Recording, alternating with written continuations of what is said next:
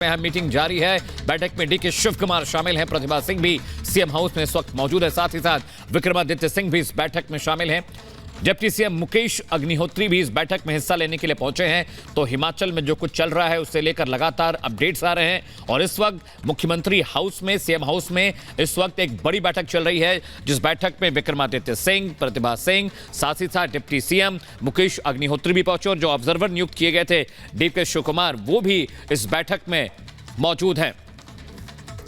और इसी खबर पर ग्राउंड जीरो में हम चलेंगे। हमारे साथ सुजाता हमारी सहयोगी बनी हुई है। सुजाता, अभी सीएम हाउस में बैठक चल रही है, मीटिंग हो रही है, पर्यवेक्षकों की मौजूदगी है, प्रतिभा सिंह भी वहां पर है, किस तरह की हलचल? अमित और प्रियंका, देखिए सुबह 9:30 बजे से ही तमाम विधायक यहाँ पर मौजूद थे। दो लोग जो नहीं आए थे उन्हें लेकर सवाल उठाए जा रहे थे, वो हैं प्रतिभा सिंह और विक्रमादित्य सिंह।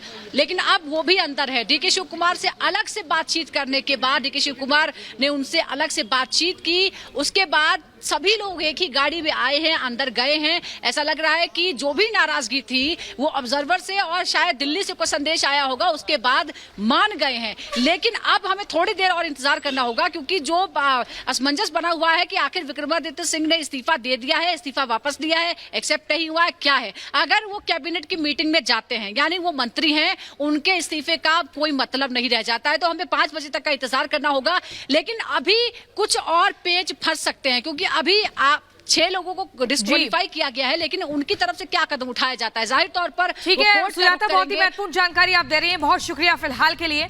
और हिमाचल में लगातार सियासी हलचल बढ़ती जा रही है। इसी सियासी संग्राम के बीच प्रदेश में कांग्रेस सत्ता बचाने में कामयाब हो गई है।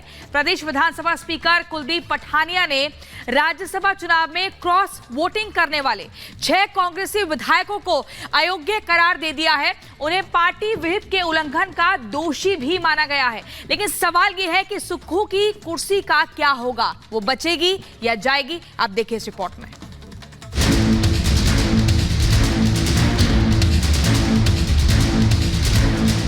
मैं ये कहना चाहूँगा कि मैंने उनको अयोग्य घोषित कर दिया है। अब वो इस माननीय सदन के सदस्य नहीं रहे।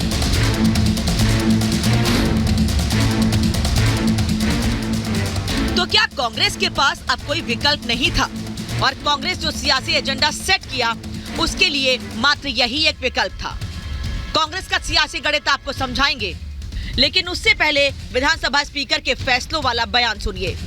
मैं ये कहना चाहूँगा कि मैंने उनको अयोग्य घोषित कर दिया है। अब वो इस माननीय सदन के सदस्य नहीं रहे। मैंने अपनी तरफ से ये प्रयास किए हैं कि दोनों पार्टियों को पूरा टाइम दिया है और मुझे इसलिए इस ऑर्डर को जल्दी करना था, क्योंकि एंटी डिफेक्शन लॉ के अंदर जो इंटेंशन है उस लॉ की, और कमीशन जो लॉ कमीशन की जो रिपोर्ट्स हैं वो ये बोलती हैं कि आया राम गया राम की पॉलिटिक्स नहीं होनी चाहिए। राज्यसभा चुनाव के बाद हिमाचल प्रदेश में कांग्रेस में खलबली मच गई है। कांग्रेस के बागी विधायकों ने सुक्खू सरकार की नींव हिला दी है, तो इसका खामियाजा तो उन्हें उठाना ही पड़ता। आखिर हुआ भी वही। कहते हैं विकल्प कभी खत्म नहीं होते, खासकर बात जब सियासत की हो। तो हिमाचल में सत्ता बचाने के लिए कुछ ऐसा ही कदम कांग्रेस का दिख रहा है। इन आंकड़ों से समझिए, 6 बागियों की सदस्यता रद्द कर दी गई है। विधानसभा में अब कुल 62 विधायक बचे हैं, यानी विधानसभा में बहुमत का आंकड़ा 32 है। 6 की सदस्यता रद्द होने के बाद कांग्रेस के पास अब 34 विधायक हैं, जो बहुमत के आंकड़े से 2 ज्यादा हैं। वो रिप्रेजेंटेटिव है 80,000 लोगों का, और उन 80,000 में से 40,000 वो लोग हैं जिन्होंने वोट देकर उसको बनाया। और बनाने के बाद जब वो यहाँ आता है तो वो अपनी मर्जी से वोट डालकर जो है, क्योंकि ये तो 2 पॉलिटिकल आइडियोलॉजी की लड़ाई हो रही है, कांग्रेस की हो रही है, भारतीय जनता पार्टी की हो रही है। आप जिस पार्टी से हैं उस पार्टी के जो है उसकी एथिक्स को डिफाई करके आप जो है दूसरे को वोट देते हैं, दिस इज अनएथिकल। मैंने प्रदेश अध्यक्ष बनने के बाद बार बार ये माननीय मुख्यमंत्री से भी आग्रह किया, उनके ध्यानार्थ भी लाई कि हम पार्टी वर्कर को इग्नोर नहीं कर सकते, उनको आपको तवज्जो देना होगा। चाहे आप उनको बोर्ड में लें, कॉरपोरेशंस में लें, कई चेयरमैन बनाए, कहीं ना कहीं उनको तवज्जो देनी बहुत महत्वपूर्ण बात थी। एक बार नहीं, मैं 10 बार इस बात को मुख्यमंत्री से बोल चुकी हूँ। बागी विधायक हिमाचल में गेम चेंजर साबित हो सकते थे। कांग्रेस हो या बीजेपी, दोनों के लिए ये नंबर बड़ा मायने रखता था। लिहाजा कांग्रेस ने पहले गेम का ब्लूप्रिंट बनाया, फिर तैयारी के साथ मैदान में आए। ये इन्होंने जो एलिगेशन लगाया कि आप हाउस में अवेलेबल नहीं थे, हाउस में हम दोनों दिन अवेलेबल थे, कोई सुनाई नहीं की गई, बिना सुनाई किए ये फैसला सुनाया गया। मुझे लग रहा है कि स्पीकर साहब के ऊपर बहुत बड़ा दबाव था और दबाव के कारण ही फैसला लिया गया। मुख्यमंत्री का और कांग्रेस हाईकमान का दबाव स्पीकर साहब पर रहा होगा कि भाई आप इनको जो है, ताकि एक दबाव की एक राजनीति जो है हो सके। माननीय हाईकमान, माननीय स्पीकर का फैसला है और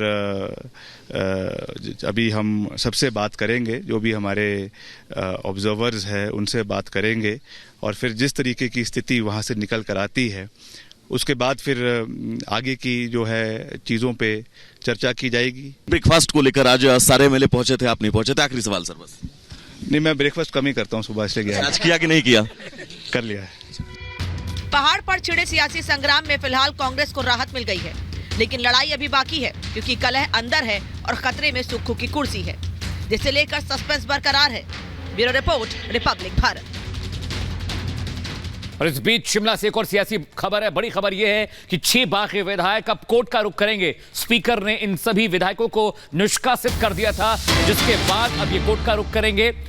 बड़ी खबर आपको बता दें, 6 ये कांग्रेस के विधायक हैं जिन्होंने क्रॉस वोटिंग की थी राज्यसभा के चुनावों के दौरान, जिसके बाद इन्हें बागी घोषित कर इन्हें स्पीकर ने निष्कासित कर दिया था। और सूत्र हमारे ये बता रहे हैं कि तमाम विधायक अब इस फैसले को चुनौती देने के लिए कोर्ट का रुख करेंगे।